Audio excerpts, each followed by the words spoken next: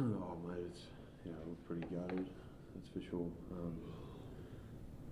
To see the Bledisloe gone for another year, that's probably the big disappointment. But we weren't good enough last night to win that game. So I think the thing now is just to try and make the most of the rest of the rugby championship.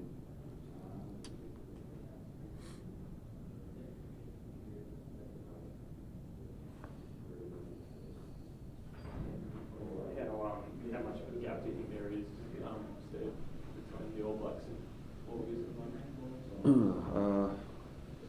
I think they're without doubt the number one side in the world. There's no doubt about that. They've shown that in the last 2 weeks. So yeah, we're there's quite a way there to us there in second place, and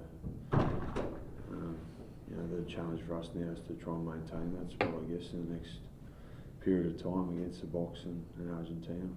See how Argentina, how hard they are to beat at home. They drew this morning, so it's going to be a very difficult remainder of the tournament. But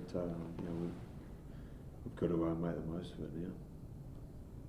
Robbie's facing a fair bit of criticism. What's it like as a player and the coaches going through that? Oh look, we go through it ourselves as well. It's a team game, so we all take responsibility for what's going on and off the field. So, and I think both of them go hand in hand. So we need to make sure we carry ourselves in the right manner off the field. If we want to make sure that we're getting our performances right on the field. Stephen, you must be fairly confident half time because you played pretty well too. So what was being said in the rooms there at half time? What was the message? I think exactly that. Like, we were right in the game still. We were 9 down, just the 3 penalties. So we certainly had a good amount of belief there, and probably that first 10 minutes of the second half they put some points on and put a gap on us a bit, I guess. That was a crucial period after half time. And when they got some momentum, they were pretty hard to stop. They played very well at times, I thought. They showed why they're the number one side. They really, like I said, put a gap on us there after half time. As a senior player, Stephen, does Robbie still have the dressing room? I'm just to reiterate back here without the coach, but does he still have the dressing room and full backing of the players in this difficult situation? Yeah, definitely. Like I said, it's a team game. We all take accountability for our actions, and we're all old enough now to be able to do that. I think. I know we harp on it, but I thought we had a few really good days between the first and second test, and we went into that game with a game plan, and we stuck to it for a lot of the game. I thought the effort was fantastic from the boys.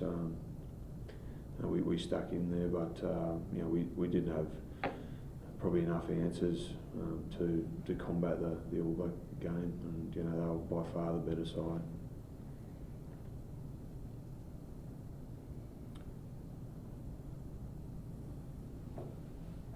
Was it tough last night?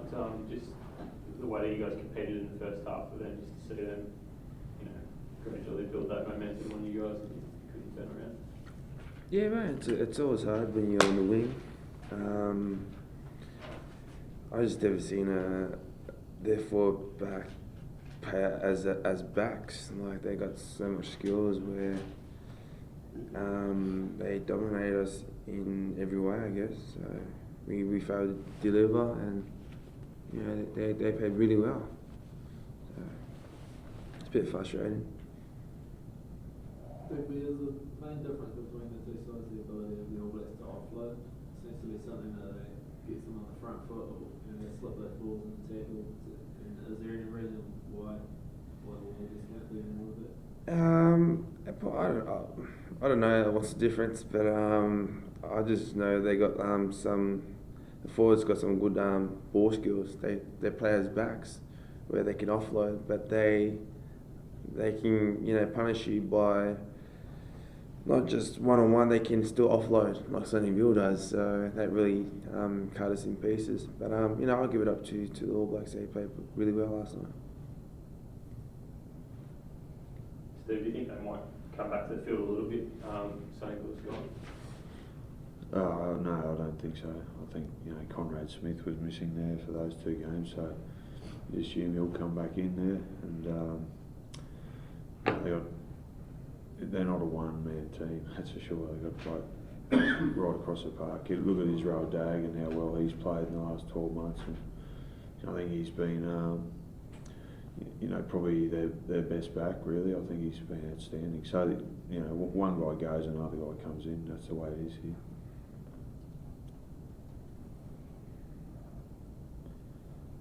Steve, you talk about sticking to your game plan. Did some good work. Is it the right game plan? It's not achieving the results. Do you have to change your thinking about how to go about this contest? Yeah, I think that's something we will have to do after losing twice in a row.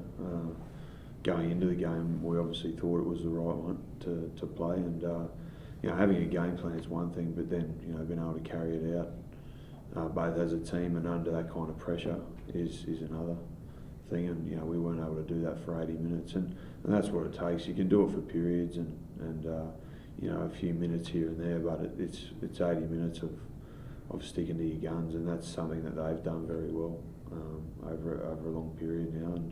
And when we have been able to beat them, that's something we've got right, is that 80-minute performance, and we just haven't been able to do it consistently. So that's probably the answer lies right there, I guess. You're at a point where obviously, most games you can make a mistake in 3 and still get back into the game, but you might only get a handful of chances to be in there 22, turning over possession, that sort of thing. Does that come down to a lack of confidence by the team or patience?